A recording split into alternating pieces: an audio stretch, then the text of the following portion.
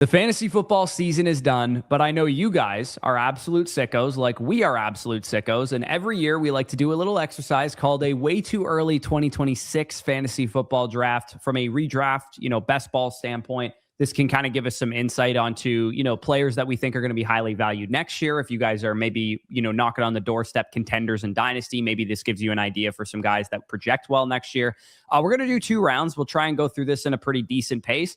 Danny, I will give you the floor to go 101, and we'll kind of just go back and forth. Like, obviously, this is not going to be perfectly correct, but if you go back to last year's, we actually, I would say, did a pretty decent job of predicting who ended up going kind of where in terms of who were the first round picks, who were the early to mid second round picks, who were the late third, mid third round picks. Like, we had a good read, I would say, on who was going where. Yeah, and there will be a good amount of things that do end up changing. Obviously, there's a full offseason. We don't know what's going to happen in the NFL draft and NFL free agency. Like, there will be things affecting the overall projection of the fantasy drafts. But at the same time, the top 24, we know what kind of happened in the 2025 season. We can kind of project forward. We know where our superstars are. And let's waste no more time. Let's go into the first pick because the jersey is hanging in the back. And I would argue that there's no bigger superstar in fantasy football on a per-game basis than what Puka Nacua was in relation to the wide receiver position. All year, when I was doing my wide receiver tier list, when Puka was healthy, him and JSM were the clear top 2 wide receivers each and every week. And with Puka Nacua, man, you look at the consistency and volume. You look at the overall spike week ability. Like, outside of maybe Jamar Chase, I would argue that Puka Nacua has the best combination of spike week ceiling while also still giving you that high floor on a week-to-week basis. He did have that 1 week. He gets hurt against Baltimore, scores 4.8 points. Outside of that, man, this guy was a double-digit scorer each and every game. He ends up scoring 349 points in 15 games. He ends up finishing first in terms of points per game at wide receiver. And to me, in PPR formats, he is the safest bet at number 1. Yeah, and if we recall, I had a prediction before the season that he would have Cooper Kupp's 2021 season. He didn't quite have it, but he was close. He was close, man. Cooper Kupp was over 25 points per game, the best wide receiver season of all time. Puka Nacua, if you remove that Baltimore game that he got injured in, 24.6 PPR points per game. So he was like a point behind Cooper Kupp's 2021 season when healthy. Obviously, that game happened. You started him. He got injured in it, so he's more like 23 points per game. But this was an absolute monster. And I guess with this pick, you're also assuming that Matthew Stafford is back as well. Yeah, if Matthew Stafford ends up retiring or we see a big announcement that comes that way, yeah, I'll adjust. But man, my Flock League season went down the shitter as soon as I traded away Puka Nacua. So I have to do right by him. And don't worry, for those of you wondering at home, yes, I will be in Denny's come Texas time. Yeah, and you and I are going to have some banger team names next year when your team name is Denny's and you just have like an A crossed out and it's Danny's or something like that. And then my team name is like 0.92 or something like that. So obviously a miserable performance from the Fantasy Stock Exchange duo. We literally flipped spots. I missed the playoffs in the first year by 2 points against Joe because Allen and Addison combined for 90. You missed the playoffs by less than a point this year. You finished in the toilet bowl 2 years ago. I finished in it this year. Like, we got to knock off some trends, but at the end of the day, we still have as many playoff wins as Mason. Yes, we do. And speaking of my performance in the Flock League, the one thing I did not screw up this year was the first pick that I made. Last year, obviously, I did screw up the first pick that I made. This year, I went with, in my opinion, the best running back in football, Bijan Robinson. Now, I think from a fantasy perspective next year, there will be some concern with who his quarterback is. My understanding and guess would be that it will be Kirk Cousins to start the season. Michael Penix, of course, with another torn ACL in his career. That's the problem for Bijan Robinson, is how good is the Falcons offense? Well, if I check notes here, the Falcons offense stunk this year and Bijan still finished with well over, 22 points per game. So if we get any kind of semblance of good offense, good performing football team, NFC South winner, 10 plus win Falcons situation, we're talking about a guy with a 25 point per game ceiling, because putting 22.72 up on the board, the most common fantasy championship winning player in all of fantasy football this year, because not only did he crush in week 17 for 39.9 points against the best run defense in football, he had a top 4 scoring week in week 15 and week 16 as well. So this is a dude that you got to feel very confident is quarterback proof, situation proof. This is a monster fantasy asset. Yeah, dude, he might end up finishing the season with 2,500 yards from scrimmage. Like, that is special. Currently at 1445 rushing, currently at 810 yards receiving. The craziest part is he's doing all this with 11 total touchdowns this year. Like you said, like, what if we have a scenario where he goes bonkers? He matches up the rushing touchdowns he had last year. He had 14, by the way, in 2024. He matches up the receiving usage he's gotten this year, 100 targets, 810 receiving yards. Like, I do think him and the next guy I'm about to talk about and pick number 3 overall, to me, given the combination of age, given the combination of in their prime, and given the combination of just how talented they are from an explosive perspective, I think Bijan Robinson and his draft year mate, Jahmyr Gibbs, need to be the next 2 players off the board.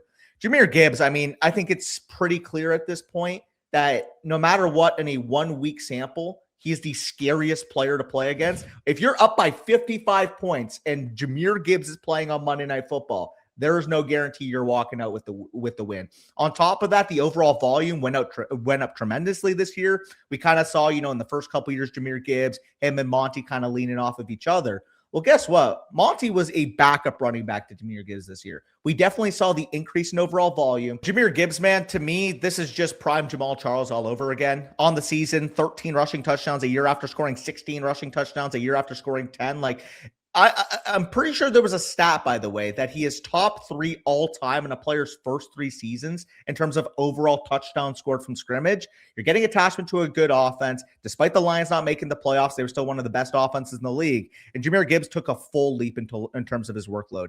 89 targets, over 220 carries, and I think he's poised to be a league winner yet again. Yeah, and the way I look at these 2 guys, the best fantasy football running backs of the last decade are Christian McCaffrey and Alvin Kamara, the most RB1 combined seasons between the 2 of them. These 2 guys are the new Christian McCaffrey and Alvin Kamara. Yep. Bijan Robinson, the Christian McCaffrey, the consistent option, the guy that's going to be there for you pretty much every single week. Jahmyr Gibbs, the Alvin Kamara, who drops the 40 burger, who drops the monster performance, who isn't quite getting the insane level of workload that a Bijan Robinson, or in that case, Christian McCaffrey, was getting. But on a single week, did you want to play against a prime Alvin Kamara? Anybody who faced him on 2020 Christmas knows that you did not. Yeah, I mean, we have games this year, 38.2, 37, 55.4. You could make the case if the Lions didn't kind of falter down the stretch, because, of course, down the stretch, 9.8, 6.4, 22.8 was a big game against the Steelers. But the point kind of remains, the run blocking up front was kind of inconsistent at the end of the year. You kind of saw the yards per carry drop off. If we can combine the efficiency we saw in the early season, along with the dominant overall touch workload we saw once the midseason hit, I mean, I think this guy's got the clear highest ceiling of any fantasy asset, period. Yeah, no, for sure. He's a monster, man. And you feel so good, too, that the Lions probably are a better team next year. They'll probably bounce back a little bit. They won, 15 games a year ago? Yeah. And then, unfortunately, they're going to miss the playoffs this year. That feels like something that they'll be somewhere in the middle next year, like a 12-win team or something like that. So, again, Jahmyr Gibbs, that is exactly who I would have selected as well. This next pick would be a conversation for me between Christian McCaffrey, who I'm done doubting. I'm done doubting this guy. I'm really done doubting him. Now, a lot of people are going to go, well, this is now going to be the year that Christian McCaffrey gets injured because he's coming off of a season in which he had like 400 touches. It was 2024. Yeah, it was. You never want to take Christian McCaffrey the year that he's going really high in fantasy, it feels like, because that's when he gets injured or whatever. But we can't predict that, man. He played 17 games this year. He played all of the snaps virtually. Like, he's the best fantasy football running back who's ever lived. He is. Yeah. So am I going to take him here? I just talked myself into him. So, yes, I am going to take him. I was going to take Jamar Chase, but I am going to take Christian McCaffrey here just to prove a point, and also that they're both absolute monsters. And Christian McCaffrey, as he showed us this year, truly, when he stays healthy, it's curtains. It's done. He's gonna be the best running back in fantasy. It probably won't even be close, and he is an absolute machine of fantasy points. He is the best fantasy football running back who has ever lived, and I don't even think it's close. Yeah, I do think between McCaffrey and there's actually 2 wide receivers I think would be in consideration for me. Those are the clear next 3 names off the board, at least at this point. McCaffrey, you could even argue, should have been the first name off the board. We balanced, of course, we got a bunch of elite players in their prime. You get a little bit more of a discount on McCaffrey. But hey, guess what? If you took the discount on McCaffrey going into this year, you got the number one overall player in fantasy, because that's exactly what McCaffrey was. McCaffrey, hey, guess what? Maybe he shouldn't have been going on the 1-2 term. Maybe he shouldn't have been going on the late first. I understand why he was, because of the injury concerns, because he only played 4 games, but he just reminded us just how insane he is when he is on the field, because, man, 122 targets and 303 carries. He was the RB1 in fantasy, Corey, on 3.89 yards per carry this year. It did not matter that he was one of the worst rushers in the league, because guess what? When you get 96 catches as a running back, you're basically a glorified receiver at that point. Yeah, and you know what's hilarious, by the way? You can't do the whole 400 touches thing I guess you will be able to after this week, because he's probably going to be playing games, but he actually has 399 touches this year. So it would be really funny if he didn't hit 400. But all jokes aside, you can't draft scared. And unfortunately, we drafted a little scared. I wasn't drafting. I drafted Christian McCaffrey in best ball. I took my 8.3% and kind of was on my merry way. But I was pretty scared to draft this guy from a redraft standpoint, because he did feel like the type of guy that loses you your league as opposed to wins you your league. But you know what? It's a 1 in 12 chance that you win your league. You got to take swings where it is. And a lot of people, like I said, are going to do the whole, oh, well, now this year he's coming off of a lot of touches, the history of running backs who have that many touches and blah, blah, blah, blah, blah. You know what the difference is? Christian McCaffrey has 120 plus target upside. That's the difference. This is not Saquon Barkley from 2024. No. Saquon Barkley has nowhere near the vicinity of the receiving involvement that Christian McCaffrey had. And again, like you pointed out, Christian McCaffrey already sucked as a runner this year, and it didn't matter. Dude, he could average 3.3 yards per carry next year. Hey, guess what? If he's getting 80 plus targets, he's going to be a top 5 running back. Exactly. And I posed this question to you going into the season. I'm like, what if it looks more like Alvin Kamara's 2024? Where it was like he's a top 6 running back in points per game. I think I want to readjust expectations to a healthy Christian McCaffrey is that as a floor. That's his floor. Like a top 18 point per game running back. That's his floor. Assuming he falls off from a talent perspective, maybe deals with a nagging hamstring injury, keeps him at 1 to 3 games next year. His floor is like 18 points per game in that situation. Assuming he doesn't suffer a catastrophic injury that keeps him out most of the year. Well, dude, I think the main thing here too is, with no Ayuk, with no Deebo Samuel. Jennings is a free agent? Jennings is a free agent. I like Pearsall as well. Like, they have Jennings and Pearsall, fine duo, but realistically, those are the number 3 and 4 options in this offense. In the passing game, it is very clear when Kittle and McCaffrey are on the field, everything is designed for those guys in space. Everything. Yeah, no, this is just simply one of those times where you have to go, he's an outlier, age curves don't apply. All the traditional rules don't apply. Again, maybe you could have looked at, when did LaDainian Tomlinson fall off? When did some of these other truly elite running backs for fantasy fall off? You can. I just don't want to be the guy who fades Christian McCaffrey anymore. You can tell me right now next year McCaffrey had 180 carries, and I still think he'd be worth this pick. Yeah. He's that good, man. All right, you're on the board with 105 here. Yeah, and like I said, it would come down to a couple of options. Obviously, you mentioned Jamar Chase, kind of a staple in these discussions. And the last time you were getting him this cheap, he basically won leagues. I also think Jackson Smith and Jigba deserves to be, getting flowers here. If you want to go with a wide receiver, it'd be one of those two, in my opinion, based off how the 2025 season has gone. If you want to go off the running back board, Devon Achane would be my next player. I'm going to lean JSN. I just think the efficiency is way too much to ignore. He was, in my opinion, the most consistent player, a wide receiver this year. Obviously, Puka on a per-game basis, but once you also factor in he got hurt, there's a little bit there. With Jackson Smith and Jigba, man, he had one game all year outside of double digits. Basically, 85% of his season, he was scoring 20-plus fantasy points. On top of that, that was on a Seahawks offense that didn't even throw the football a ton. We could have a situation next year where, hey, maybe they're, not as successful of a football team. Maybe they need to throw a little bit more. Maybe the defense regresses a little bit.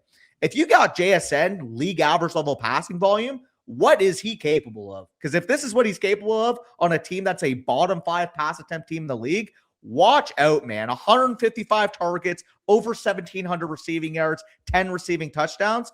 And I think, honestly, he's proven as a top 5 talent at wide receiver in the league right now. Yeah, 3.87 yards per route run kind of speaks for itself there. And like you said, 2 games this entire season in which he was not a top 13 receiver on any scoring week. 2 games this entire year. It's hard to be this consistent, man. I guess The questions that could arise for Jackson Smith and Jigba are, what if his offensive coordinator gets a head coaching job, which is very, very likely of happening, I would say. What if Jackson Smith and Jigba himself, is more 2.5 yards per route run next year than he is 3.87, which was just a truly special kind of season. Yeah. But again, you're kind of playing a range of outcomes game here. If you're taking him 105, 106, you're just hoping that, like even in a down season, he's probably still a top 10 receiver or something like that. I'm still not 100% convinced that Sam Darnold's this elite quarterback, but I am convinced that Jackson Smith and Jigba is an elite wide receiver. So let me add a little bit of the context too, because in 2024, keep in mind, he only really scored a bunch of his fantasy points in 2024 in the second half of the season. And despite that, he was still a top 10 wide receiver. So I do think like he's kind of shown in 2024, even if it doesn't work out for half the year, he can still finish as the wide receiver 9 in fantasy. Now, obviously, if he finishes the wide receiver 9, you took him in the mid first round, that's not going to be a pick that's going to pay off. But if I know that the range of outcomes for JSN is the wide receiver 9 versus the wide receiver 10 if he stays healthy, to me, that's one of the safest first round picks you can make. Yeah, he is very CeeDee Lamb-esque in a way where you're like, at worst, he's going to be like a top 10 receiver. And JSN at 23 years old doing this too. Like, he's not even in his prime yet. Like, we're not even, like, defenses were game planning against this guy already. He did have to move to the outside this year and make a transit. It's not like there's like some factor underlying where we're going, oh, this is how he falls off next year. It's really just if his quarterback plays well and he plays at the level he played this year, he's going to be a top 5 receiver. Yeah, no, for sure.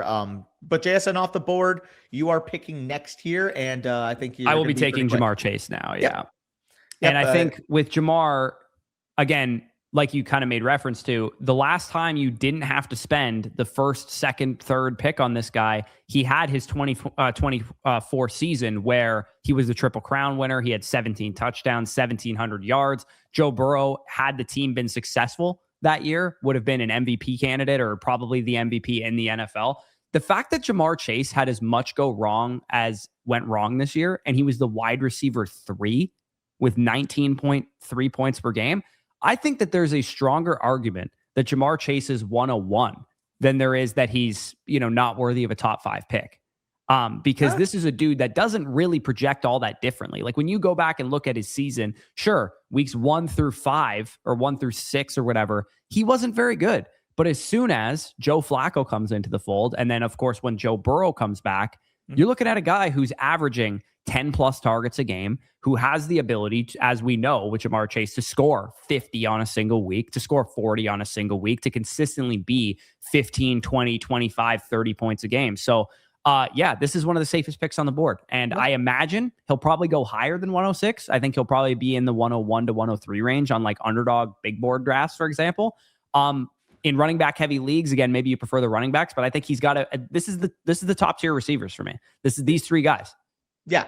I think these 3 receivers, these 3 running backs should be the first 6 picks off the board in the majority of leagues. Again, you guys can, keep this video bookmarked. See come August, come, late July, what kind of the ADP looks like. I would honestly be shocked if these weren't the top 6 players in ADP. Yeah, I mean, if Puka loses Stafford or something, like if anything dramatically, I still think he'd be top McCaffrey 6. Gets banged up in OTAs or something like that. Like there'd have to be some kind of dramatic changes for this to be the case. Joe Burrow gets traded. Let me just ask you this though. Again, let's just say Puka actually lost Stafford. I think he would still be 6 at lowest. Yeah, I guess it would depend who the quarterback is that replaces Stafford. But like they have like Malik Willis or something, because I think in that case you're probably not looking at Puka being this high. Yeah. Now, I do think this is where the tier break is, just based off what's happened in the 2025 season. I think if you want to go with a running back, Devon Achane's kind of the guy that I'm eyeing on. If you want to go with a wide receiver, you can look at, for me personally, it'd be CeeDee Lamb. I know some people will be fans of Amon-Ra in this range. A couple options open up. To me, I got to lean 20.2 points per game, Devon Achane. I just think what he's been able to do in the midst of everything around him collapsing. The quarterback play has been inconsistent all year. Tua gets benched in the fantasy football playoffs for Achane. And yet, man, he's still shown time and time again that he has one of the best ranges of outcomes at running back. When you combine the fact you're getting over 1,300 rushing yards, 85 targets, 5.7 yards per carry. By the way, that was another thing with Devon Achane. People were like, oh, he fell back down to earth. He must be a 4.4 yards per carry running back. Well, that jumped right back. We saw the Miami Dolphins ground game really correct the course. We saw what it looked like in 2023, 2024. The interior offensive line really struggled. That bounced back in a big way in 2025. And like you said, maybe it's a Malik Willis here next year. Maybe they make a swing at Kyler Murray. Like, I would like to think that the quarterback that the Miami Dolphins bring in is going to be an upgrade to the Ewers Tua Tagovailoa duo that Devon Achane had this year. So to me, this is one of the most consistent players in fantasy. And I think regardless of what the situation looks like, I feel confident in putting him as a mid-first round pick. Yeah, there is, I would say, 2 or 3 major concerns with Devon Achane, but you're kind of just trusting the talent to win out here. Over the last 5 games of the season, he had 1 game of over 3 targets. And a lot of that coincides with Tua not being the starter because Tua was throwing him the ball quite a bit. If Tua's not there, and also the other major concern being is Mike McDaniel is not there, who operates this run game and who made it what it is and who obviously has used Devon Achane in this very efficient way. Does that change the workload that he has? Does that change the split between him and Jalen Wright and Ollie Gordon and all the other guys in this backfield? So there's some concerns about Devon Achane. Who's the quarterback? Who's the coach? Does this remain the same scheme? I think that Tua is the one that gets the axe, not the coach. Personally, I think this is what's going to end up happening. So if McDaniel's still there, then I feel very confident taking a guy who, by the way, was the only player this season, including Christian McCaffrey, including Puka Nacua, including all these guys, to never have a game of single-digit fantasy points. Never. He was double-digit fantasy points in every single game. Remarkable. You're just getting one of the best players at the position, which we know, given the context, if McDaniel is there, outside of Jalen Waddle, I mean, is Greg Dulcich going to continue having a big role? Is Darren Waller even going to be back next year? Like, to me, if the Dolphins want to function on offense, they will need Devon Achane as a receiver. Yeah, and I mean, I don't think anybody's counting on Tyreek Hill, but what happens with him? Is he going to be back at some point? Is he going to retire? We really have no idea. If he's tweeted there deuces. Still, maybe he would help the offense move the ball. We don't actually know what the situation is there. He tweeted out deuces, so like I don't know. Like he's either retiring or not in Miami. I think is the 2 outcomes that are likely. Yeah. Regardless, again, obviously, if McDaniel's leaves this team, gets fired, I would change my tune a little bit. But assuming McDaniel is back, I think Devon Achane has. I mean, back-to-back top 5 finishes speaks for itself. Yeah, and I'm going to take somebody that might be a little controversial because I know you're going to take CeeDee Lamb anyways with the next pick, so I'll let you just talk about him. I'm going to take James Cook. I think that James Cook belongs to go this high, man. Yeah. I think he's played that well. He's in his prime. He's a player that is tethered to one of the safest and most easily projectable offenses in the NFL because the quarterback is Josh Allen. And he's kind of like Jahmyr Gibbs light, where, you're going to get your 11-point games. You're going to get your 10-point games or whatever, but you're also going to get your 35 bombs. You're also going to get the games where James Cook goes 32 for 144 and 3 touchdowns or whatever. So that's kind of what you're getting with James Cook. You're getting the spike week appeal and you're getting the elite week winning upside. But that's why he's kind of going 108 as opposed to like 103, 104. Yeah, that actually would have been my pick as well. I think him and Achane have very similar profiles. I think with Achane, I'm getting, in my opinion, a little bit of a better player. With James Cook, you're getting a little bit more attachment to a good offense. I think you can make the argument for either or. And yeah, I mean, I said last year, hey, it wasn't sustainable when you score 16 touchdowns on 207 carries. Well, it is sustainable when you score 12 on 307. The fact that he got 307 carries. I remember my period of time where I got really high on James Cook was after they paid him. I was like, oh, they paid him. Now he's getting the ball. Yeah.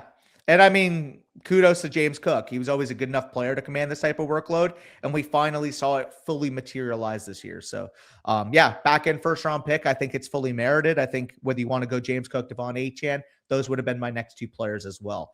You mentioned the name. CeeDee Lamb is going to be off the board here. When you actually look at the season for CeeDee Lamb, like outside of the pure raw points per game, you can argue that this is one of his better yardage seasons in the league, like 2.6 yards per route run this year. This was on a season where realistically he battled the high ankle sprain. He played a game against Chicago with only 9% of the snaps left after the first series. But from a pure yardage perspective, man, like he was a consistent 90 plus each and every game. I actually think on the season as a whole, when he was healthy, he averaged over 90 receiving yards per game.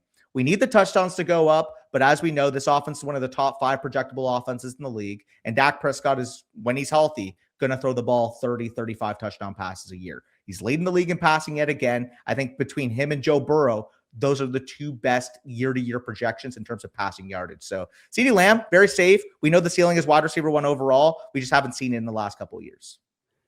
Yeah, and the Cowboys, one thing I was a little concerned with coming into the year was like how much are they going to throw the ball because they have, shoddy ball or whatever. Are they going to be running the ball more? I mean, your defense was bad enough that you had to throw the ball, and you threw the ball the third most times in the NFL. I guess my question would be, if the defense improves, does the offensive philosophy change at all? Do they want to not throw the ball as much as they do? And we also do have George Pickens, the impending free agent. Do they bring him back on a franchise tag? Do they sign him to a long-term extension? Do they? I doubt they would like tag and trade him or something like that. I think it's very likely that he's back with Dallas next year. But I do think it's worth noting that Pickens did outscore CeeDee Lamb this year. So maybe some people are wondering, hey, if Lamb's going to go this high, how much further back is Pickens going to be? Yeah, and a very reasonable. And spoiler alert, I'm assuming that George Pickens will actually hear his name called on this video, if you guys were wondering.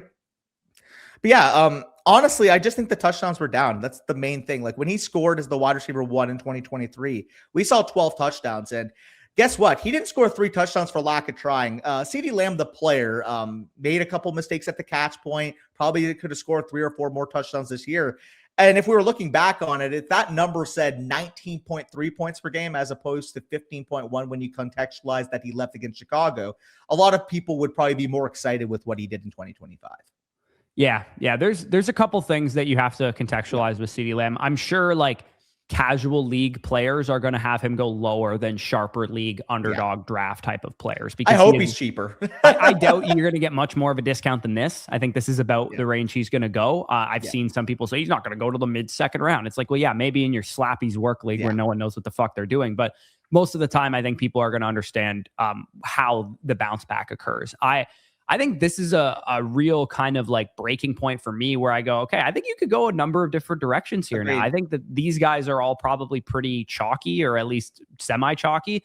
I think you could go with all these other receivers, whether it's an Amon-Ra, a London, Jefferson, Pickens. Even. If you want to rise up somebody else like a Rashee Rice or something, you could maybe talk me into that.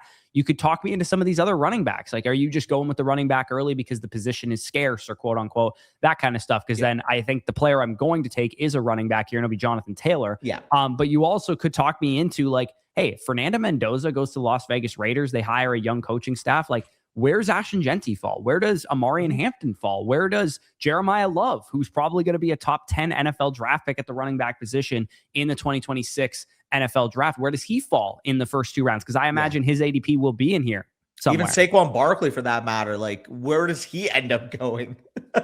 Yeah, I think my thought on Jonathan Taylor with why I'm picking him here is, I said this about Jonathan Taylor going into the season. Anytime Jonathan Taylor has been in a top 15 scoring offense, he's been a top 5 fantasy running back. It's happened twice. Yeah. 2021 when he had his big season, he was the best running back in fantasy. And then this year, prior to Daniel Jones getting injured, he was the RB1 in fantasy. So when you have a good offense with Shane Steichen and whatever they do at quarterback, I think it will probably be Daniel Jones. They'll bring back on a affordable deal, bring in a bridge quarterback in case they need one. That'd be my guess, but we'll see what happens because Carly Ursay-Gordon says she wants to change things up. Whether that's the coaching staff or the quarterback, we don't know. Does Mr. Daniel Jones start the year on the pup off the Achilles tear? We don't know. About. Like, I would say Achilles for a quarterback. We've seen the last 2 examples not be very good of Aaron Rodgers and Kirk Cousins. However, those guys were older than Daniel Jones. Yeah, Jonathan Taylor to me is very polarizing because, like you said, weeks 1 to 10, we weren't talking about, is this guy the RB1 in fantasy? We were talking about, is this guy the running back 1 all time in terms of the season he was having? Like, he was legitimately at that point, what, 27, 28 point per game scorer? Like, he was we can pull it up here. Like, JT...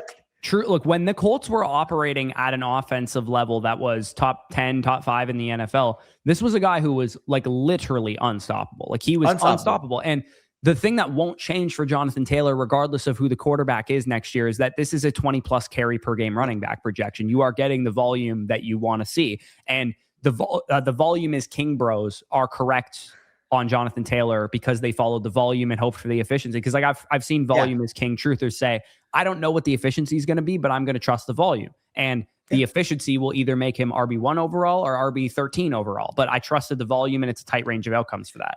Yeah, and for what it's worth, I will give him credit because I feel like his profile is a lot more, I would say, consistent going into this year because we have the sample size of him being an actual receiver. 44 catches, 365 receiving yards, 53 targets. Like, coming off of last year where, yeah, he was the big winner in the fantasy football playoff time. Our main question was, how does the receiving yardage look? He almost tripled his receptions this year. That's what I mean. Like, you're getting a lot more receiving usage. Again, I do have my concerns because we did see him fall off in the second half of the year. I don't know what the status of Daniel Jones is going to be, but to me, with Jonathan Taylor, it almost feels like the 2025 version of what 2024 Saquon Barkley was, in the sense that it's going to be a runner that gets there on pure carries, that gets there on 5.2 plus yards per carry on the season, and gets there on 15 plus rushing touchdowns. The main question that I have is, if the offense is a little bit worse because Daniel Jones isn't fully healthy, if overall the Colts as a team kind of regress, how does that affect Jonathan Taylor? I think he's worthwhile to be picking at this range, 109 through 112. But there will be some people that want to take him at the 105, and that's where I'll say, hey, let's take it easy a bit. Yeah, no, for sure. Like, this is not going to be the only running back we talk about in this video that had a very good start to the year and then maybe tapered off at the end. There's one on the Green Bay Packers that did the exact same thing. So, yeah, it's these old, like, is it the chicken or the egg? Did he fall off because of Daniel Jones' injury? Most likely, but could it have also been that he's a 27-year-old running back with a lot of touches under his belt and he started to lose some efficiency? Maybe a little bit. But I will say that generally speaking, we feel pretty confident as long as the quarterback situation, coaching situation is pretty decent in Indianapolis, that Jonathan Taylor belongs in the first round. Yeah. And now I have a huge decision here because on one hand, you have year to year, like one of the safer projections at receiver with Amon-Ra. I mean, we're talking about wide receiver 3 in terms of overall points on the season. Now, obviously, points per game wise, a little bit lower in some of those years, but he plays 16 plus games a year. He's going to be a top 5 wide receiver in terms of points per game when he plays with Amon-Ra. But the other guy I'm considering is a guy that was outscoring him when he was fully healthy and when the offense didn't look like complete shambles. Now, the question for me is, does Drake London's offense look like complete shambles with Michael Penix coming off the ACL, with Kirk Cousins, again, fine quarterback option, but not one you're really excited about? That's the conversation we have to have here at this pick. I think me making the pick right now, I will lean Amon-Ra because I have a lot more questions with the Falcons offense. And again, the rationale is just going to be 1,200 plus yards, 10 plus touchdowns you can book him into. Yeah, and top 3 receiver in fantasy points per game the last 3 years. And like you said, wide receiver 6 in points per game. Overall, 18 points per game is the floor with this guy, honestly. Like, it has been the floor of this guy. And you can lock him in, like you said, for 1,200 plus yards, 10 plus touchdowns. He's going to be the guy there. And is Jameson Williams going to have touches? Is Sam Laporta going to have touches? Jahmyr Gibbs going to have touches for sure, but this offense probably still will be one of the best in the league. And you could sleep like a baby knowing that you drafted the best receiver or the most high volume target on their team. Yeah, again, very close between him and London. I just think Amon-Ra at this point has similar upside and is a safer bet. Yeah, and we know that Amon-Ra is capable of these weeks too, like the Rams game where he had number 1 scoring 41.4, 29.9 against the Giants, 39.1 or 0.2 against the Bears. Like, it's not like he's giving you 18 points every single week as his 18 points per game. Like, he is shown to be a very high ceiling weekly option as well. So yeah, if you didn't go with him, I would have, because I do think in this area of the draft, I am getting a little bit more unky in the range that I'm like, I don't really want to fuck up these first couple picks. I want to pick players that project well on great offenses. And Amon-Ra, it's very hard to say that any of those are not true. Yeah, absolutely. And I'm assuming Drake London would have been in consideration for you. It would be, but I don't think I would have picked him. I think I am going to go back to the running back position. And there's a couple guys that factor in here. I might get a little nutty with this one. There's 4 running backs. I know who you're thinking about here. There's 4. I know who you're going to pick. You're going to say, assuming that nothing changes in the offseason, why shouldn't we be picking this guy here? Say the Canadian that right is now. Who I'm going to pick, but I'll say that Ashton Genty, depending on what happens with his QB and offensive situation, would definitely factor in because you get him Fernando Mendoza, the offense turns it around. I don't think it's a bad pick to take Genty this high because I think second year, getting a little bit more acclimated to the NFL, he could have a great season. Well, we just talked about Drake London. I'll let you take the London, Ontario representative himself.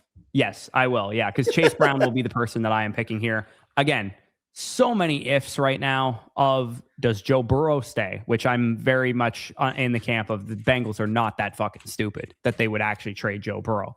As long as Joe Burrow is here and as long as Chase Brown, who is not facing, let's call it a scary running back class in the upcoming NFL draft, as long as they don't do something crazy and sign Kenneth Walker or something like that, we're looking at Chase Brown being even better of a projection, in my opinion, than he was going into this season, because we now have multiple years of samples saying that, yeah, this dude can win leagues. I know it didn't start out great for Chase Brown. It absolutely was pretty bad for the first 7 games of the season. This was virtually like a useless fantasy asset who was killing you week over week. Badocchi's team lived and died by this guy in the Flock League. But from week 8 onward, this is a 20-point per game running back. And in the final 2 weeks of the season, week 16 against Miami, number 1 running back. Week 17 against Arizona, number 3 running back. Burrow, Chase Brown, Jamar Chase, T. Higgins, this is going to be a high-scoring offense. Dude, I'm looking at the overall stats of his last 2 years, and it's crazy how much they mimicked each other. They're almost exactly the same season.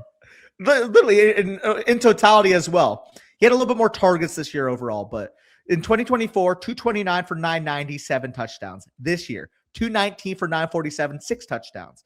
We got, of course, a little bit more receiving usage, 65 for 419 and 4 touchdowns versus 54 for 360 and 4 touchdowns. Last year in 16 games, 255 fantasy points. This year in 16 games, 263.6 fantasy points. The main thing, like you mentioned, though, we didn't have Joe Burrow for half the year. Like, if he was able to do this across a full season, we could be looking at a guy that might even have been a mid-first round type of pick. Like, what's stopping him from being in the Devon Achane type of discussion if we got this on a full year basis? Yeah, no, it's pretty straightforward to me. Maybe people are not going to like this pick, but I feel very what's wrong with Chase Brown? Like, honestly, like, what's wrong with him? He's going to be on one of the best offenses in the league with one of the best quarterbacks in the league. He just had 82 targets as a third-year running back. And yes, there could be some backfield competition. Like, Samaje Perine was a factor. Maybe they add a guy in the draft. Maybe they add a guy in free agency. But until that day comes, they've already shown confidence in him by not adding last year. So I think that it's possible that this is kind of, he's the new Kyron, where we all waited for the shoe to drop for Kyron Williams and some huge back to get added to the backfield. And one did. Blake Corum was added with a 3rd-round pick, and it didn't matter, at least in the first season, for Kyron Williams, where he still ended up finishing as a top 8 or 10 running back that year. So, yeah, I think this is very clearly like you will not mess up on this pick, assuming Chase Brown has the role he has right now. New Kyron is actually a fantastic comp. I can't lie. That's a fantastic comp. Because it's like 3 running back, good profile for both of them. They were probably underdrafted. Both should have went like the 3rd round of the NFL draft. I'll let you kick it off here with the 201. Maybe we could speed up these as we get into the 2nd round. Yep. From London, Ontario to Mr. London. Funny, of course, Drake from the 6. We're just talking about Ontario today because we are Ontario representative, but pretty simple. When he was healthy, he was legitimately a difference maker. He was the guy that was pacing with Puka Nacua, Jackson Smith, and Jigba. Of course, missed the sustained period with the PCL strain. But as you see, prior to that, I mean, a wide receiver 11 week, a wide receiver 1 week, 1 week, 1 week, 5 week. Like, we saw what the weekly upside looked like. Now, of course, he was a little bit volatile in that stretch, but at the same time here, when you map out a player that can be a top 5 wide receiver on any given week, that can score you 30 plus points, 35 plus points, that can command you 16 targets, 14 targets, this is what a 1st round, 2nd round turn type of wide receiver profile looks like. Yeah, no, this is exactly what it looks like. And I think all of us wouldn't have been shocked if in a parallel universe, Drake London was a 22-point per game receiver this year. A lot of people like Matt Harmon, guys that, kind of ball knowers, were like, this is a truly elite receiver in the NFL who's only 24 years old. And had Penix stayed healthy, had Penix been better, had Cousins been, better, whatever the case is, had London stayed healthy, a lot of what ifs with this season. But it does remind you quite a bit, honestly, of like, when we have to piece together like the CeeDee Lamb 2022 was it before he had his 2023 season, that kind of reminds me of that a little bit. And Drake London could easily be one of the best receivers in fantasy, a la Jackson Smith and Jigba this year. He's going to be a CGL standout. Absolutely. Yeah, he is going to be a CGL standout. So that would have been probably the direction I go with that next pick.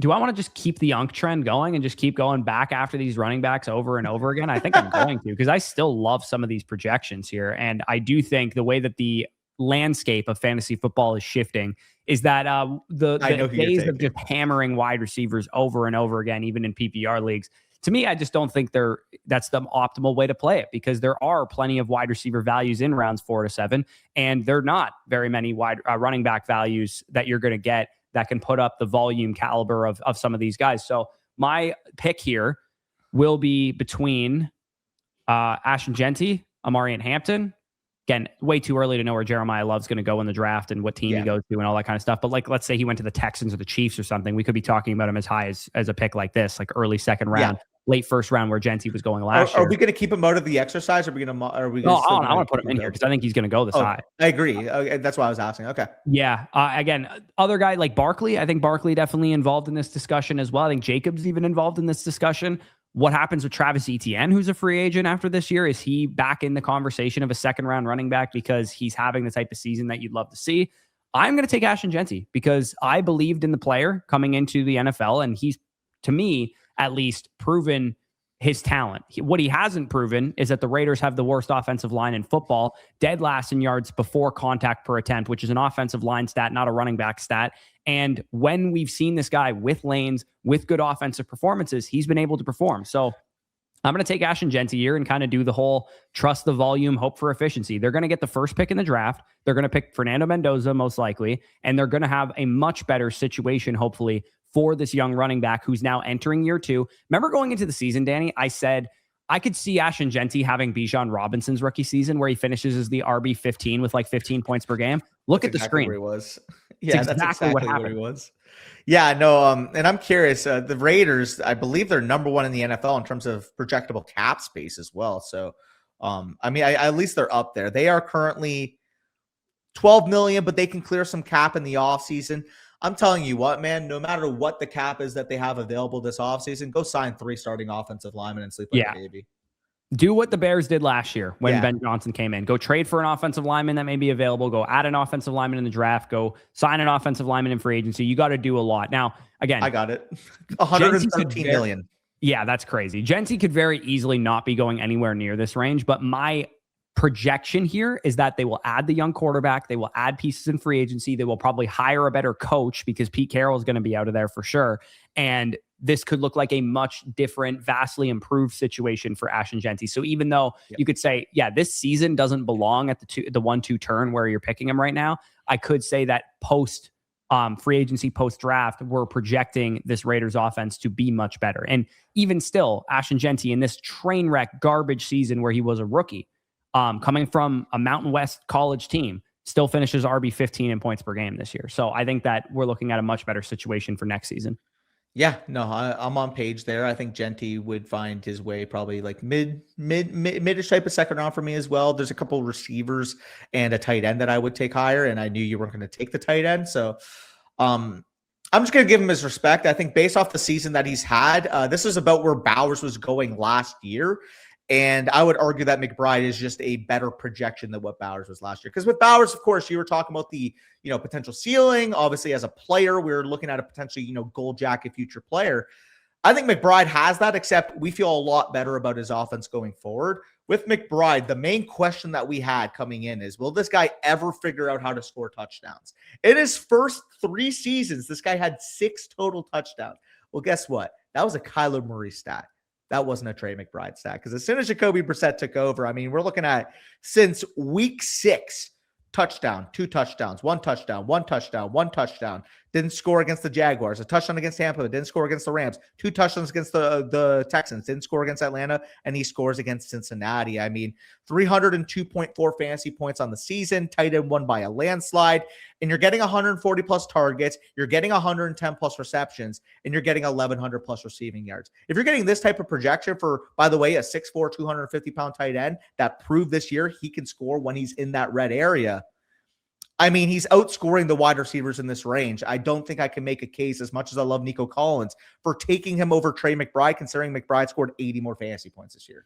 Yeah, and I had McBride as tight end 1 going into the season, kind of for this very reason. I made the argument that the Raiders in 2024 were throwing the ball like crazy, and I expected the Cardinals, who, if you remember going into the season, were projected to score like the 12th most points in the league by Vegas implied point totals.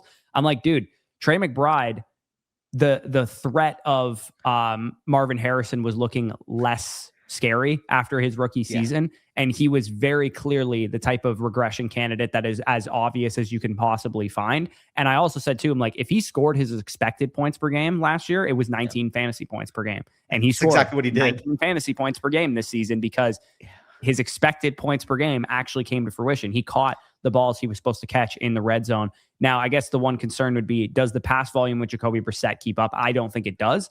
Think about what happened to the Arizona Cardinals this year. James Conner tears his Achilles. Trey Benson hurts his knee. Even Bam Knight misses time. Like, they were down to their like 4th and 5th string running backs. So it's very possible that despite who the quarterback is, this is not nearly the pass heavy unit that it is this season. The reason why I'm not as concerned about that is because we saw him having this type of year, and his yards per route run actually dropped by 0.6. Like, if you go down to the overall stats there, 1.81 yards per route run versus 2.42 2024.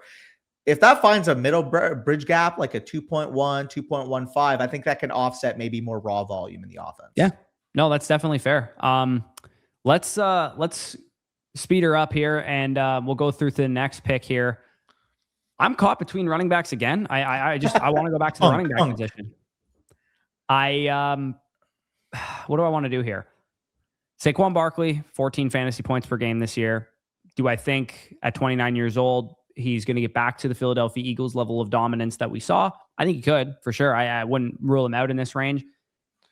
Part of me wants to be like, holy shit, dude, Amari Hampton's getting Rashawn Slater and Joe Alt back next year. What happens to this Chargers offense with a second-year Amari Hampton with those tackles back? And I think that's the direction I want to go here with this pick. I'm going to take Amari Hampton here. I see. Again, we're projecting forward here. We're projecting forward. Amari Hampton, this season, did not have Rashawn Slater the whole time. One of the best left tackles in football. Joe Alt missed a good portion of the season. And when he was healthy, when he was on the field, performing, getting the workload, you could see it. Week 3 and 4, what did he do with the workload? 2 top 7 scoring weeks. The last week that we just saw him play, still only 14 carries, but he gets the receiving work, 8 targets. And then again, when he was healthy the previous time, we saw the 7, 5, and 6 targets. This is a guy that you really do have to Frankenstein the profile for just a little bit, but knowing the caliber prospect he was, the first round capital that he got, look at this Chargers offense, man. You get a healthy Justin Herbert behind the offensive line when healthy with Rashawn Slater, Joe Alt out there. You have this great young core of weapons, Ladd McConkey, Quentin Johnston, Trey Harris, whatever other pieces, Aronde Gadsden that they have there. This could be one of the best teams in football next year and one of the best offenses for sure in football. So if lightning strikes on this Chargers offense, pun intended, and Amari Hampton's the starting running back for this team, we could see the Jonathan Taylor 2025 season out of Amari Hampton.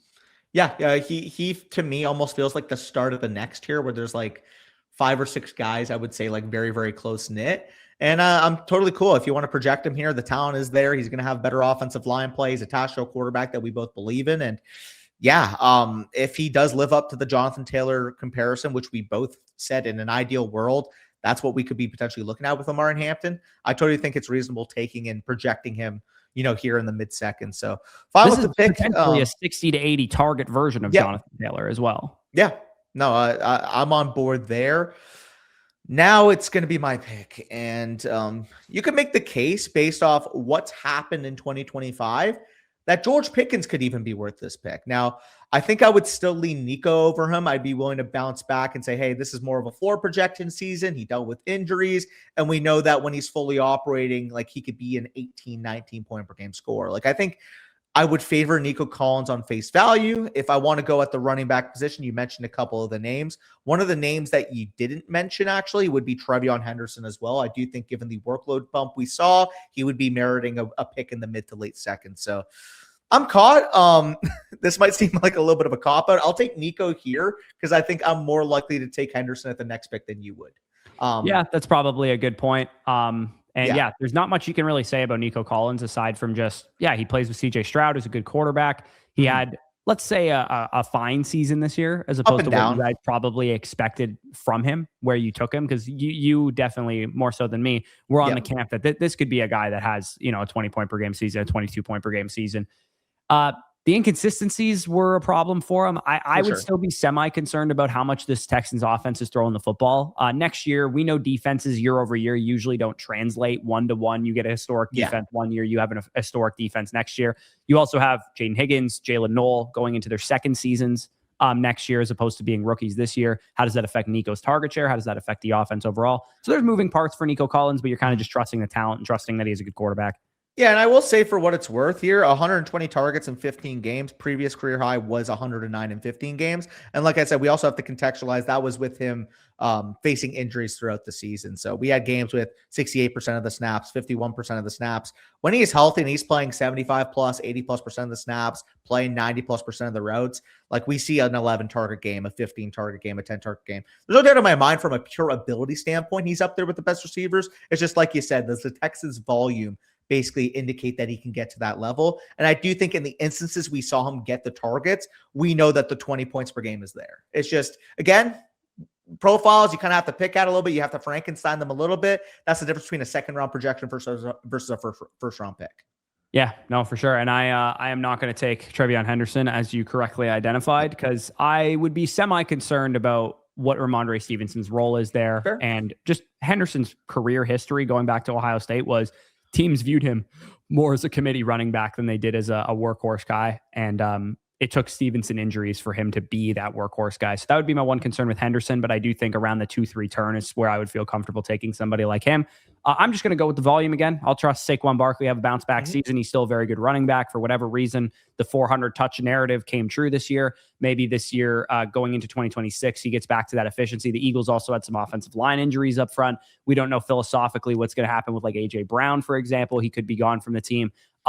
Generally, there's some uncertainty there, but very similar to your Collins pick. I'm just going to take a guy who I know is really good on a good team. Yeah, sometimes it's as simple as that in fantasy. You can bet on the talent to be able to bounce back when you don't get the ceiling type of season. So I'm cool with that. I'll take George Pickens here, just because based off what you said, I think I can push Henderson one more pick. Yeah, it's a very concentrated offense. We know that the Cowboys want to throw the football. We know CeeDee Lamb is, of course, going to eat. He's going to be the number one in terms of volume on the other side.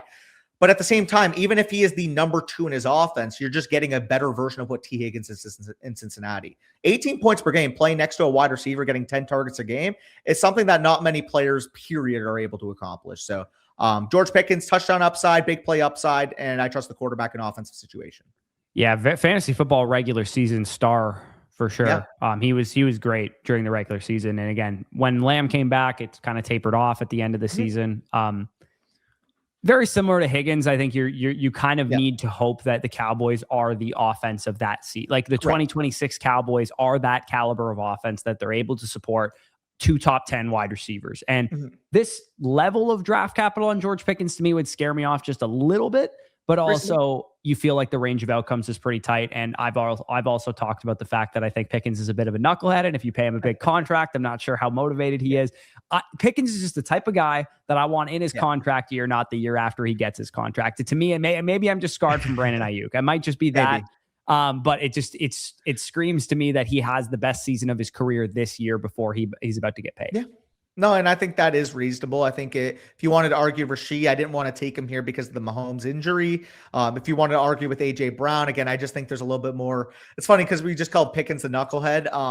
AJ Brown, it feels like has been like the knucklehead receiver this year. Like, is he going to be yeah, he's been a little bit up and down. He's obviously been dominant, so I do think he'll probably find his way in the second round, like based off what he's done in the tail end of the season. But whether it's one of those three, you want to take Rice over him, you want to take AJ Brown over him, I'll hear you. But to me, those are like the clear next three receivers next.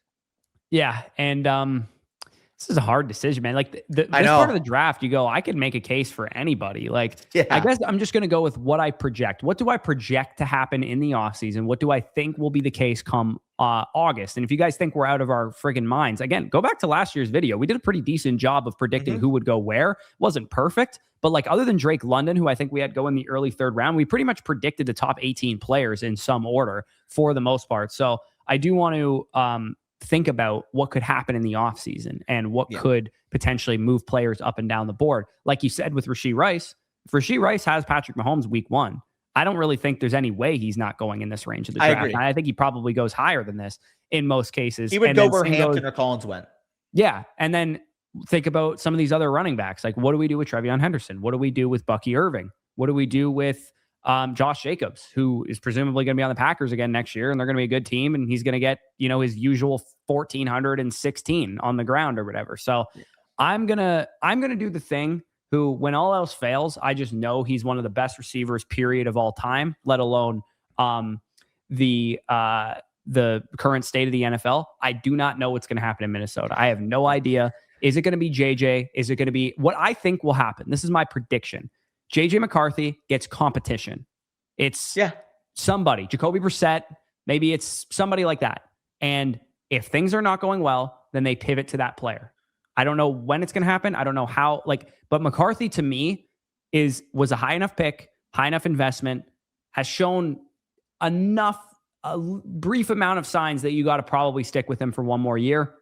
But maybe Kevin O'Connell's up against it and he goes, I can't do it with this guy. I need to trade him for Joe Burrow or whatever, trade at the farm for Joe Burrow.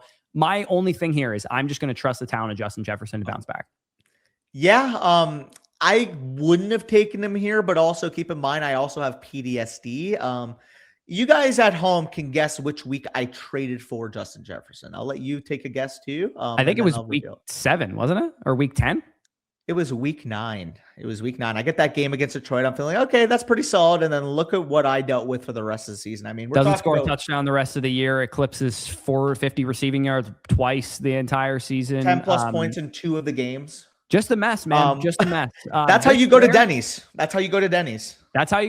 Yeah. Trading away truly one of the skeleton keys of fantasy football this year for a guy in Justin Jefferson who was 11.4 points per game on the year. And from that point onward was probably 7 to 10 points per game on the year. And it was funny because at the time when I made both those deals, Jefferson plus Henry basically for Puka is how I evaluated him. But at the same time, I got Addison back. I gave up Jalen Moore. And it didn't age well for me. But at the time I made it, people were on my side on that deal. The thing that really sucks though is you just think, oh, well, the toilet bowl, you would have been fine then. Derrick Henry had a huge game. I then traded Derrick Henry for Trevion Henderson and Roma Dunze. And Roma Dunze was basically on IR within 2 weeks. He wasn't technically on IR, but may as well have been. That's how he was playing.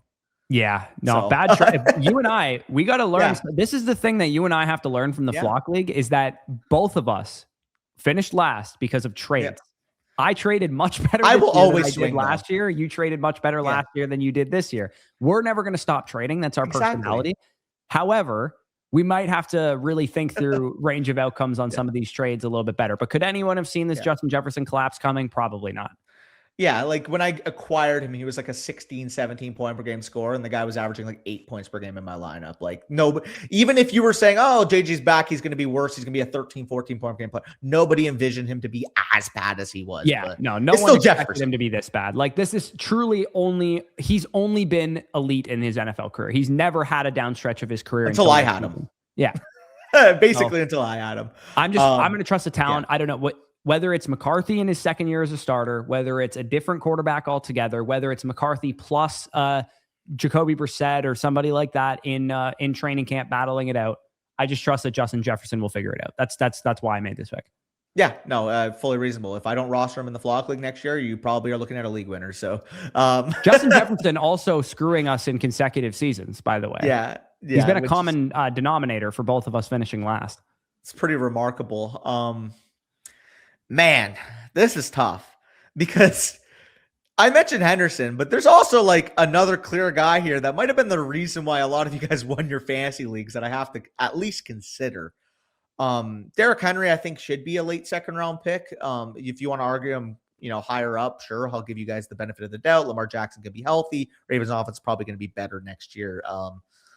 That would be my discussion here. If I want to go with running back at wide receiver, like I said, kind of mentioned those other names. You want to go with a Rashee Rice. Again, I'm really concerned with what the Mahomes timeline is. Is it going to be a 4-week pup situation? We know Rashee Rice kind of gets there because of his attachment to Mahomes. We know realistically A.J. Brown, Jefferson, guys like that are better real-life receivers. So it'd be between those options if I want to go wide receiver, Rice or A.J. Brown. If I want to go running back with Henry or Henderson. You took both rookie running backs. I want to have some fun. I'm going to go Trevion Henderson. I understand Ramondre is a concern, but at the same time, we have seen the workload heightened. We know what he is able to accomplish as a receiver out of the backfield. And on top of that, he's got an MVP level quarterback. Whether Drake May wins MVP or not. I hope he doesn't because I bet on Stafford to win it in July. It's going to be him or Stafford. Projecting forward, Stephon Diggs, what's going on with him legally? Hunter Henry, solid contributing tight end, but realistically not going to be an 8+ target per game player. there's such an ambiguity factor with this Patriots receiving room that I wouldn't be shocked if it was a Jahmyr Gibbs level-esque leap specifically as a receiver. Now, obviously, as a rusher, you can say, well, he's inconsistent at times between the tackles. Sure, 5.2 yards per carry on the year. You give me 13 to 15 carries and 6 to 8 targets per game, this guy's going to be a top 5 running back in fantasy.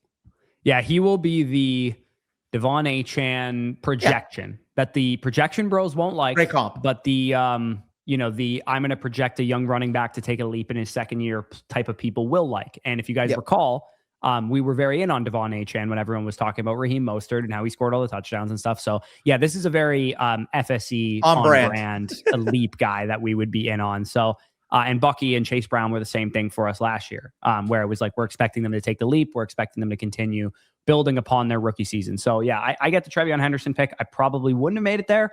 But I do think that is a very fair assessment of him.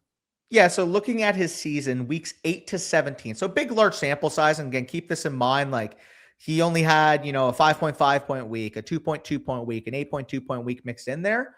As a whole, though, in that stretch, again, we always talk about with running backs, the late season stretch is typically where we see rookies shine. 15.7 points per game in that stretch, 14 rushing attempts per game, nearly at 13.78. And he was averaging 92 yards from scrimmage per game. If you can get the receiving volume up, because keep in mind, in that stretch, he wasn't even being used much as a receiver. 14 yards per game, 2.67 targets per game. We both think, like, if Trevion Henderson becomes a superstar in the NFL, it'll be because he takes that massive leap as a receiver. And if you guys do recall with Jahmyr Gibbs, it was either, let me take a look at his receiving usage as a rookie. Yeah, like he had 71 targets. He had 52 receptions. Even last year, he only had 63 targets. But when a coaching staff realizes that this running back is damn good as a receiver, you see the leap to 89 targets this year. Look, if Henderson becomes Jahmyr Gibbs, obviously that's a big, tall task to ask for. But because it is in the range of outcomes, I think a mid to late second is the worthwhile swing. Yeah, no, that's fair. I am going to do the fun thing as well here. Yeah. And I'm going to put in Julian Love as the placeholder. Am I going to be able to find him? Hold on. I am going to take Jeremiah Love, the running back from the University of Notre Dame. Is it going to let me do this? Am I going to have to put Jordan Love in? Josh Love? Bryce Love? Let's go Bryce Love. Yeah, we'll put Bryce Love in as the placeholder here. So Jeremiah Love, for those of you guys that are unfamiliar, is the best running back in the 2026 draft. By far. The scouts, I'm not talking about myself, are all projecting him as a top 10 pick. Mel Kiper, those type of guys have said that he's comparable, if not better, than what Ashton Jeanty represented last year. Now, I'm going to run him through the prospect model. We got plenty of time to talk about how good of a prospect Jeremiah Love is this offseason. What I do know, though, is there are some teams in the realm of, when I look at the draft order right now, the Tennessee Titans at 4, the New York Jets at 3, who could lose Breece Hall in free agency, the Arizona Cardinals at 5, the Washington Commanders at 7, the New Orleans Saints at 8, the Kansas City Chiefs at 9, I'm trying to look at some of these other teams here, the Dallas Cowboys at 14 if they lose Javonte Williams. Yeah. There are teams that fit the bill for, they could take Jeremiah Love in the top 10 to 15 of the NFL draft, or even as high as like 4 or 5 in the NFL draft, and give him kind of workhorse touches right away. And this is a player who is just 20 years old, 30 plus targets in back-to-back seasons, 18 touchdowns, 1,300 rushing yards in 12 games. He's the real deal. He's going to be on the caliber of Jeanty, Bijan, those types of prospects coming out. And I believe that he will at least be a second-round redraft pick. Yeah, I'm in on that. I do think this is appropriate range for him. You could even argue that as soon as the Hampton Jeanty picks, depending on the landing spot. Yeah, like he goes to the Chiefs or the Texans or something like that. Yeah, he's probably going in the first round.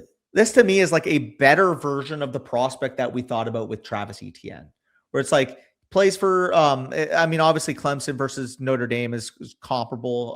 Clemson, blue blood kind of, college programs.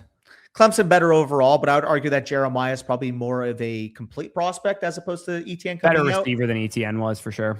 Yeah. And the draft capital, Etienne more of a mid-20s pick. Jeremiah Love probably at this point, given the class, a lock. Number 9 overall pick on mock draft database right now. And most scouts are calling him one of the few blue chippers in the class, which means he could go higher than 9. I wouldn't be shocked if he went 7th overall to the Commanders. Yeah, 7th. Like I said, I wouldn't be shocked if he went 4th to Tennessee. Spicy. Like they have Tony Pollard, who's 30 years old. They have Tajay Spears, who's got a lot of injury history. Arizona just lost James Conner to an Achilles tear. We don't know what they think of Benson. Like he could go as high as, like you said, top 7 or 8 in the draft, if not as high as top 3 to 5. Yeah, very good point. I will take the Unk. I will take King Henry here. Yeah, that would have been my pick if I didn't take him, for what it's worth. It's not been pretty on the year. There was low points. I rostered him, and funny enough, probably his lowest points. Like if you go to his game logs, you guys can also guess when I had Derrick Henry on my team. Take a wild guess. I bet it was probably that period of time where he wasn't producing. And I think the thesis with Derrick Henry too, you have to remember, is when is Derrick Henry going to thrive? Derrick Henry is going to thrive when the Baltimore Ravens are winning games, when the Baltimore Ravens are, performing at a high level and Lamar Jackson's doing his thing. And like, because look at Derrick Henry's best games. What are they? I'm not even joking you. I'm not even joking you. The 2 weeks I had Derrick Henry on my roster were weeks 9 and 10. Oh, 9 and 10. You can't make that up. Yeah, it's pretty bad. I mean, weeks 14 and 15 would have been worse. But yeah. The games that Derrick Henry goes off are no coincidence the games that he finds the end zone in. So when the Baltimore Ravens are scoring, he is going to be great. And if you believe in Lamar Jackson to bounce back, you probably need to think that Derrick Henry is probably going to be, again, somewhere in the realm of a top 15 scoring running back. Again, RB11, 16.7 points per game. Not exactly what you had in mind if you took him 12th overall or something like that. But if the Ravens bounce back and don't have nearly as bad of a season as they did this year, then you could probably expect Derrick Henry is worth a back end first or early second round pick. Yeah. Similar to the other guys in this range, when they fall off, it's going to happen. But I don't want to miss out on a potential top 5 level season. If Derrick Henry is fully healthy, if this Lamar Jackson, Baltimore Ravens offense isn't dealing with back issues, isn't dealing with all the bullshit they have this year. On top of that, if they lose this week, you're not even getting a first place schedule. So as we know, this guy gets stronger in the colder months. The big dog invading Lambeau did indeed win Sam Sherman the best ball championship. So shout out Sam Sherman. He is going to find his way in the top 24. Yep. And there's 3 players that I'm considering here with this next pick. And also similar to what we said with Derrick Henry or with McCaffrey, like I'm not going to be the guy that bets on this guy to fall off anymore. When it happens, you just take your lumps. You know that going in that he could fall off. And, the decline has not been rapid. It's not Todd Gurley level declines for these guys. They're slowly declining gracefully. They also, unlike some of these other old school running backs, what does Derrick Henry spend? $2 million a year on his body or something like that? Like it's very clear that he's got stuff in place so that he doesn't decline at a rapid pace. I think you were referring to Travis Etienne earlier when you said I have to actually consider this guy based on what he did. Maybe you weren't referring to him, but dude, Travis Etienne scored pretty much more points than most running backs in fantasy after his bye in week 8. And if he's back with Jacksonville, he's got to be in consideration for a pick this high. Josh Jacobs, of course, the first 12, 13 games of the season was absolutely a monster. Like you said, Kyron, a good option. Bucky Irving, we think everything kind of went wrong in Tampa Bay. No one really knows what happened, but we know it was bad that happened there. And Rachaad White is a free agent after this season. So there's a very good chance that it will just be Bucky Irving and Sean Tucker there. What do I want to do? I don't know. I really don't. I am going to just take a staple my guy here. No, I'm not. Because injury optimism has gotten me in trouble before. So I'm not going to take a staple my guy, and I'm not going to take Rashee Rice either. I am going to take a player from my own favorite team because I do think that Bucky Irving will bounce back in 2026, mainly just because, like I said, Rachaad White's a free agent. I think it's possible Todd Bowles is fired. I don't know for sure. There's buzz organizationally that we won't fire him. There's buzz on Buccaneers Twitter that he's probably the worst human to ever exist. So what do we believe here? What do we believe? We don't know. If the Bucs lose to the Panthers and miss the playoffs, they're going to have a top 15 draft pick, and we don't know what's going to happen. But what I do know is that when Bucky Irving was healthy and getting touches, he was consistently a good RB1 level projection. Hey, it sounds like Todd Bowles is just me in the flock league. Yeah, pretty much. So what we have with Bucky Irving here is you're hoping that Evans comes back for another year. Godwin comes back. Well, he will be. Egbuka takes a step forward. Jalen McMillan is healthy next year. Baker Mayfield is healthy next year because he clearly is not right now. The offensive line, who lost 2 starters for the majority of the season, Tristan Wirf's been in and out of the lineup as well. The Bucs got railed by the injury bug, including Bucky Irving himself. So you're just betting on, hey, we got robbed of a Bucky Irving breakout. as you could see, the first 4 games of the season, it was ramping and trending in that direction. Look at the first 4 games. When Bucky Irving was healthy and the majority of the Bucs offense was healthy, it was trending towards the type of season that Chase Brown had at the end of the year, the type of season that Devon Achane had. We didn't get it. Bucky Irving will be, in my opinion, a bounce back candidate next year. Yeah, the efficiency is going to be a concern, but like you said, the offensive line play is going to be a lot better for him, and we know what the efficiency looked like in 2024. You don't want to be making the same mistake that maybe some people did with Devon Achane. People said, "Hey, he finally crossed back down to earth. Look at the efficiency this year," and then goes out this year and has 5.5 yards per carry. And he was hurt the majority of the season, and so was his quarterback, so was his O-line. Again, just wipe. My opinion on Tampa's season is that they should wash their hands of it. I don't think that Todd Bowles should get fired. Because I think he's a good coach, but a lot of people do think he should get fired and they should bring in an offensive mind. I think he probably could. But yeah, Bucky Irving's the guy that I'm going to go with. The guy that I was considering there was Malik Neighbors, but knowing that it took him 3, 4, 5 weeks to actually get the surgery on his knee after he tore his ACL, that makes me a little nervous, even despite him only being 22 years old and having that youth factor and that elite athlete factor that usually bounces back from those caliber of injuries. It just sucks, man. Because I think had he stayed healthy, we're talking about him as the only wide receiver, second-year wide receiver, to actually live up to the expectations we had. Coming into the season, that end of the first-round territory was Puka and Neighbors. Those were the 2 guys I was leaving drafts with. Well, again, let me put you under the microscope then. We will spend 0 time on rationale. Literally name by name, let's go through the third. Name by name. Okay. Name by name? 301, I will be taking Rashee Rice here. All right. Rashee Rice it is, if I can actually do this here. Rashee Rice. God, I can't type. There we go. Rashee Rice. There we go. For you. I shall venture to the running back position and take Josh Jacobs. Reasonable. That would have been my next pick as well. I don't want to take ETN here because I think Kyron here because I don't think I think Corum's going to be a factor. I'll go AJ Brown. Let's say he gets traded to a team this offseason is number 1. AJ Brown, sure. I think that's fair. No one's mentioned Josh Allen yet, for what it's worth, and Josh Allen's maybe worthy of going in this territory as well. I will bite the bullet on Malik Neighbors now. I think 3rd round I'm capable of doing it here. Yep. Obviously, timelines and stuff. If he's not ready for camp, and he wouldn't go this high. I'm just saying he's young. Yep. He's an elite athlete. Let's see if he's ready. Brock Bowers. Yep, I think that's fair. All right, you go in Brock Bowers. I look at the rest of the wide receiver positions. Anything sticks out to me? You took Rashee Rice already. We want to go T-Mac maybe for the upside that he takes a step forward. Do we want to go Rome, Garrett Wilson? I sense a quarterback upgrade coming in New York, so I'm going to take Garrett Wilson here. You ready? Yep. Luther Burden. Hey, I don't think this is very stomachable to me. I was worried, and I am still worried for what it's worth, that his ADP in Underdog Best Ball Mania is going to be 20 overall. I'm very worried about that. But I think this is stomachable to me. If you're like, hey, this is worth the risk, he could take a step forward, that's fair. For those of you that caught completely caught you off guard, he is top 3 in the NFL in yards per route run this year. Yeah, no, he's been very good when he's gotten opportunities, to be clear. I'll take Travis Etienne here. I think he will be back with Jacksonville. Think about it. Travis Etienne has never played college or NFL football without his starting quarterback from Clemson. You think Trevor's going to let him go anywhere? I don't think he is. I think Travis is going to be back. Yeah, for my Bayshell Tootin bags, I wouldn't be too thrilled about that, but say la vie.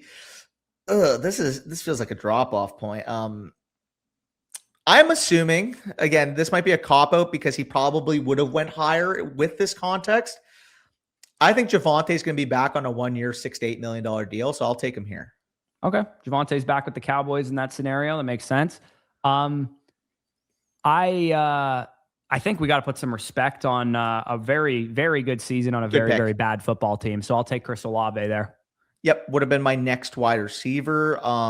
We don't know what Shuck is Shuck going to be the quarterback. I think he's played well enough that he probably is next year. Give me T. Higgins here. T. Higgins. Yeah. I think that's fair. No different of a projection. Same with Jamar Chase, like we said. There's no different of a projection on T. Higgins next year as there was going into this season. So the fact that you're getting a discount here, and I tend to think you would actually probably go higher than like Garrett Wilson, Luther Burden type. So maybe we'll be off on that assessment. This feels like a worthwhile swing to take the best quarterback in fantasy football here. I will take Josh Allen here. Yeah, I like that. A guy like Jameson Williams could find his way here, pending in the Laporta news. Roma Dunze, Tetaroa, McMillan. Yep. We'll see what happens with Brian Thomas Jr. and Marvin Harrison. They're kind of, and Lad McConkey too. Like all those second-year receivers are really just kind of question marks right now.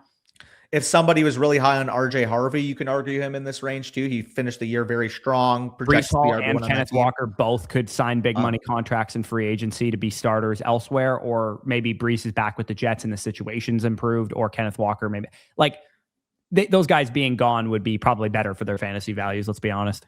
Yeah, like to me, after Bowers, we start to get more of the projection range. Like you're projecting with Garrett Wilson, it's going to be the number one offense. You're probably going to get a quarterback. You're looking with Luther Burden. If he can be the number one on the Chicago Bears, the way Caleb's been playing, the way he's been playing himself, you're looking at untapped upside. ETN, obviously, what he did this year. Javonte, likewise. What if Charbonnet is a starter in Seattle? He could be going high too. 100%. Ken Walker, where if he go somewhere where he can be a legitimate 20 touch per game type of back, like we saw what it looked like on a per game basis in 2024. Just unfortunately, the 2025 workload didn't match that.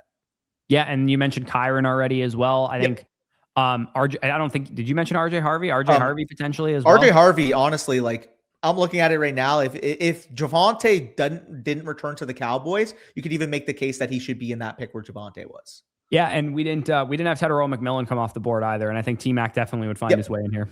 And I want Bears offense is going to be a popular stacking thing, so Rome Odunze going this high wouldn't shock me either. Yeah, and I don't think he'll go in the same round as Allen, but in the fourth round, you'd probably be remiss if you didn't mention a guy like Drake May. Yeah, and you also should mention, because for the memes, Zay Flowers had a great season this year, but the Ravens didn't. Yeah, no, not wrong. A bunch of options. Again, it's going to be a fun fantasy football year. Adam, too. Didn't mention him. Yeah, if you guys are watching, by the way, an hour 16 in, we truly appreciate you guys. Again, we're just talking ball, trying to project out what's going to happen next year. We'll see how much of this changes in August. But like you said, when we did this exercise last year, a lot of it kind of remained the same. Yeah, there was only like 2 or 3 names where I was like, yeah, we were pretty off base on that. But for the most part, everybody was within like 12 picks of where they actually went. Yeah, for sure. Based on this board for you guys, by the way, comment down below what pick number you like the best. Yeah. Yeah, and also, is there too many running backs? Like this is the most running backs we've had in the first 2 rounds in a while, and it was mainly my doing. But I feel like there's a lot of good running back projections next year. Yeah, valid. I mean, we saw kind of how the scoring kind of went this year. Wide receiver 3 in scoring scored similar amounts to RB8, if I'm not mistaken. Yeah, there was, I think, how many? We had, I think, 6 or 7 guys score over 20 points per game at running back this year. Yeah, we had 6 guys score above 18. For reference, the wide receiver 4 this year, which was Amon-Ra, was at 18.7. Wide receiver 5 was at George Pickens at 18.1. Like a lot of the league winners actually did come at running back. Yeah, no, for sure. So appreciate you guys for tuning in. Leave us a like down below. Subscribe to the channel if you guys are new around here. Obviously, this is just a way too early look. For the most part, the next couple of months of content are going to be Dynasty focused, rookie focused. Leave any suggestions down below. What do you guys want to see? What do you guys not want to see? We'll, of course, be getting into that stuff in the coming weeks, but January, generally one of the slowest months of the year for us. We take a little bit of a rest, a little bit of a reset. We've been grinding for 5-6 months in a row. So there will be, content every couple of days, more so than every day, like you guys are used to for the last couple of months or so. So yeah, appreciate you guys for tuning in.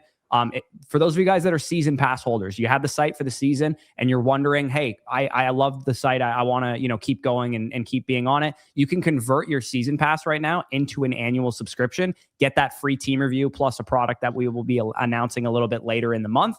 And that season pass number that you put up, that $34 or whatever you paid, goes towards your annual pass. You don't have to pay the $97 or whatever using code FSE. From scratch. You get to convert your season pass right into that annual if you guys really enjoyed the site and you want to keep on it and keep going with the site. You guys should have gotten an email a couple of weeks ago to do that. So check that out if you guys are interested. But with that being said, peace out. We'll talk to you soon.